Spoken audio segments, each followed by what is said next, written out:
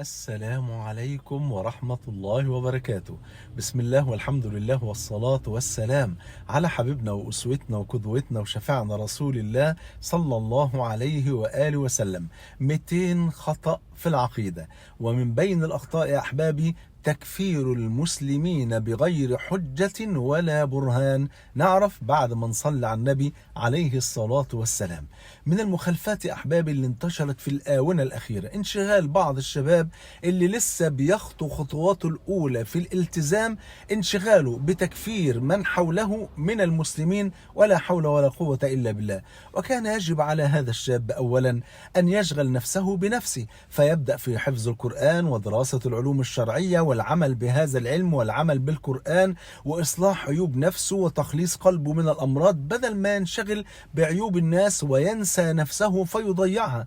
قال ابن عباس: علامة الإفلاس كثرة الانشغال بالناس.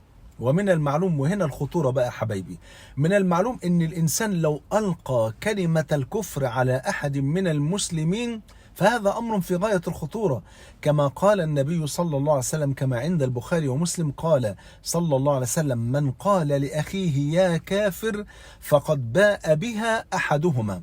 وفي رواية: فإن كان كما قال وإلا حارت عليه. لو واحد مسلم قال لمسلم تاني قال له يا كافر، فلو كان اللي قدامه ده فعلا كافر خلاص، وإن لم يكن كافرا رجعت عليه فبقى هو اللي كافر. شوف قد ايه؟ يبقى من قال لأخيه يا كافر فقد باء بها أحدهما. وفي رواية: فإن كان كما قال وإلا حارت عليه. وأنا بسأل سؤال، أنا هفترض إن أنا واقف دلوقتي قدام واحد ما هوش مسلم، واحد كافر، هل من الأخلاق إن أنا أقول له يا كافر، ولا إن أنا أتكلم معاه بكل دين وبرحمة كما قال النبي صلى الله عليه وسلم كما عند مسلم: ما كان الرفق في شيء إلا زانه، وما نزع من شيء إلا شانه. والمولى عز وجل يقول: وقولوا للناس حسنا.